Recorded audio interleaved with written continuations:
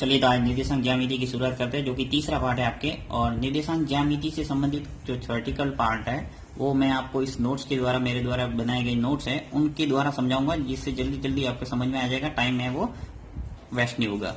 साथ ही इसके जो प्रश्न है वो आपको मैं करके बताऊंगा, और यदि आपने थ्योरेटिकल ये अच्छे ढंग से समझ लिया तो प्रश्न बहुत इजी होंगे। और निर्देशांक ज्यामिति एक ऐसा पार्ट है जो कमजोर से कमजोर छात्र भी इसको आसानी से समझ सकता है और एग्जाम के अंदर इसके पूरे नंबर ला सकता है।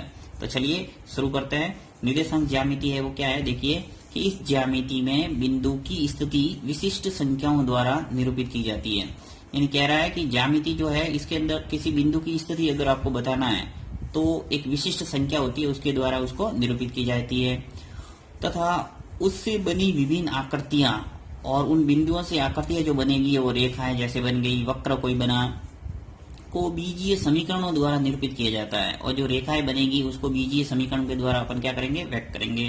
तो इस प्रकार ज्यामिति की ये जो शाखा है वो रेखागणित तथा बीजगणित के सम्मिश्रण से विकसित हुई है। यानी जो निर्देशांक ज्यामिति है वो दो शाखाओं से मिलकर बनी है, एक तो रेखागणित और एक बीजगणित।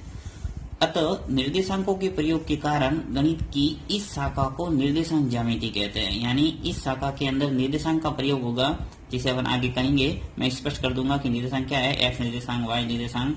तो इस शाखा को निर्देशांक ज्यामिति इसलिए कहते हैं क्योंकि यहाँ निर्देशांकों का प्रयोग होगा। और इंग्लिश में इसको बोलेंगे कोऑर्डिनेट ज्योमेट्री कहा जाता है। इस अध्ययन को फ्रांसीसी दार्शनिक और गणितज्ञ रेने देकार्ते ने विकसित किया है। तो ये छोटा प्रश्न आपके कभी एग्जाम में आ सकता है कि निर्देशांक ज्यामिति को किसने विकसित किया, तो रेने देकार्ते। ये आपको याद रखना है, वैज्ञानिक का नाम गणितज्ञ रेने देकार्ते। तो निर्देशांक ज्यामिति से संबंधित बेसिक ये जो परिभाषा है आपको याद रखना है थोड़ा बहुत। चलिए तो जो प्रश्न वाली 3.1 है उसका पहला प्रश्न दे रखा है। ऐसे प्रश्न कोई एग्जाम के अंदर आते नहीं है, फिर भी आपको नॉलेज इसका होना चाहिए। तो चलिए मैं इसको जल्दी जल्दी बता देता हूँ, आपका टाइम वेस्ट नहीं हो, इसलिए मैंने चित्र वगैरह सब बना के रखे हैं, आपको सिर्फ समझना है। तो देखिए, एक अन्य व्यक्ति को आप अपने अध्ययन मेज पर रखे टेबल लैंप की स्थिति किस तरह बताएंगे।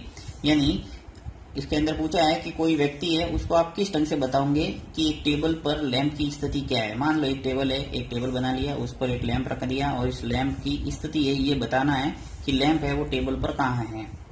तो इसके लिए आपको क्या करना है कि मान लो एक टेबल है, उस पे आपने एक लंबी भुजा है और एक छोटी भुजा होगी टेबल की। तो टेबल की दो भुजा कोई भी ले लो, उन दो भुजाओं से आप उसकी चौड़ाई और लंबाई, एक तरह से उसकी बिंदु की जो दूरी है, यानी बड़ी भुजा है उससे बिंदु मान लो 20 सेंटीमीटर यहाँ मैंने लिया है, और छोटी भुजा से इस बिंदु की जो दूरी है वो 30 सेंटीमीटर है। तो आपको लिखना कैसे है, तो लिखना है देखिए कि सर्वप्रथम टेबल लैंप को एक बिंदु तथा मेज को एक समतल मान लो। यानी मान लो एक टेबल है तो उस पे जो लैंप रखा है उसको तो एक बिंदु मान लो, और जो टेबल है उसको क्या मान लो, समतल। अब मेज पर कोई भी दो लंबकोर लीजिए, यानी कोई भी दो भुजा ले लो, मैंने ये भुजा और ये भुजा ले ली। माना बड़े कोर से लैंप की दूरी 20 सेंटीमीटर है। ये जो बड़ा कोर है यानी बड़ी भुजा है उससे लैंप की जो दूरी है वो कितनी है, 20 सेंटीमीटर। तथा छोटे कोर से, ये छोटा कोर है, उससे छोटे कोर से लैंप की दूरी है वो कितनी, 30 सेंटीमीटर है। अब यहाँ से दूरी है वो 30 सेंटीमीटर ले ली। अतः लैंप की स्थिति को अपन ऐसे लिख सकते हैं 30 और 20 ब्रैकेट के अंदर बंद कर दिया, पहले 30 लिखा फिर 20 लिखा, या फिर उसको पहले 20 लिख लो और फिर 30 लिख लो, ब्रैकेट के अंदर बंद लिखा जा सकता है।